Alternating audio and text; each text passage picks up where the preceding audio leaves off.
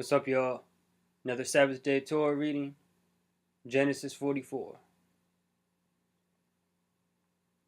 Then he commanded his house steward, saying, now this is Joseph. Then he commanded his house steward, saying, fill the men's sacks with food, as much as they can carry, and put each man's money in the mouth of his sack. Put my cup, the silver cup, in the mouth of the sack of the youngest, and money for the grain, and his money for the grain. And he did as Joseph had told him. As soon as it was light, the men were sent away, they with their donkeys. They had just gone out of the city, and were not far off, when Joseph said to his house steward, up, follow the men, and when you overtake them, say to them, why have you repaid evil for good? Is not this the one from which my Lord drinks, and which he indeed uses for divination? You have done wrong in doing this. So he overtook them, and spoke these words to them. They said to him, why does my Lord speak such words as these? Far be it from your servants to do such a thing.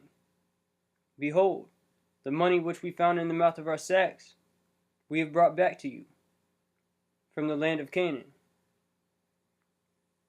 How then could we steal silver or gold from your Lord's house? With whomever of your servants it is found, let him die, and we also will be my Lord's slaves. So he said, now let it be according to your words. He with whom it is found shall be my slave, and the rest of you shall be innocent. Then they hurried. Each man lowered his sack to the ground, and each man opened his sack. He searched, beginning with the oldest, and ending with the youngest. And the cup was found in Benjamin's sack. Then they tore their clothes, and when each man loaded his donkey, they returned to the city. When Judah and his brothers came to Joseph's house, he was still there, and they fell to the ground before him. Joseph said to them, what is this deed that you have done? Do you not know that such a man as I can indeed practice divination? So Judah said, what can we say to my Lord? What can we speak? How can we justify ourselves? God has found out the iniquity of your servants. Behold, we are my Lord's slaves, both we and the one in whose possession the cup has been found. Just like the Jews that rejected Jesus. What can we say to my Lord? What can we speak? How can we justify ourselves? God has found out the iniquity of your servants. But he said, far be it from me to do this. The man in whose possession the cup has been found, he shall be my slave. But as for you, go up in peace to your father. Then Judah approached him and said, oh, my Lord, may your servant please speak a word in my Lord's ears, and do not be angry with your servant, for you are equal to Pharaoh.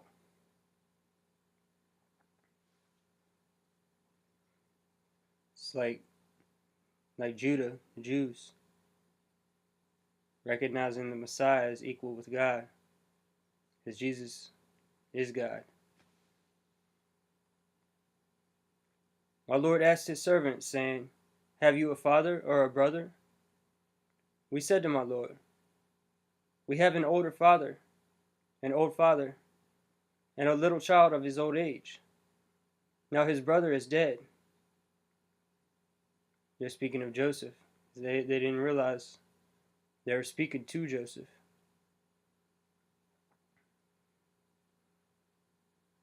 Now his brother is dead, so he alone is left of his mother, and his father loves him.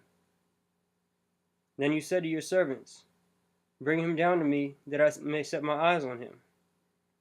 But we said to my lord, the lad cannot leave his father, for if he should leave his father would die. You said to your servants, however, unless your youngest brother comes down with you, you will not see my face again. Thus it came about, when we went up to your servant my father, we told him the words of my lord. Our father said, go back, buy us a little food. But we said, we cannot go down. If our youngest brother is with us, then we will go down.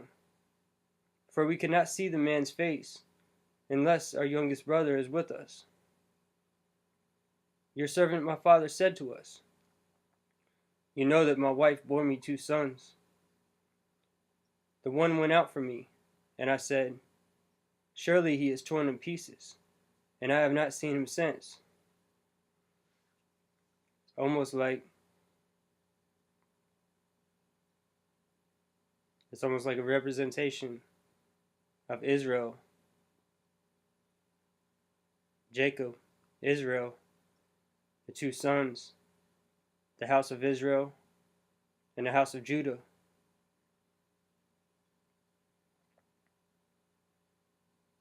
The house of Israel being represented by Joseph. And the house of Judah being represented by Benjamin. My wife bore me 2 sons, the house of Israel, the house of Judah. And the one went out from me. Surely he is torn in pieces, and I have not seen him since. That's speaking about Joseph. The house of Israel went out from God. The house of Israel was scattered.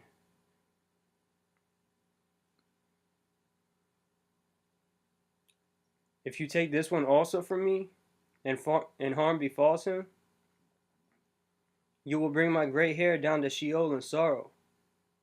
Now therefore, when I come to your servant, my father, and the lad is not with us, since his life is bound up in the lad's life, when he sees that the lad is not with us, he will die.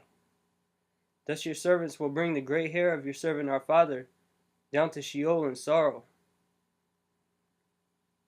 For your servant became surety for the lad to my father, saying, if I do not bring him back to you, then let me bear the blame before my father forever.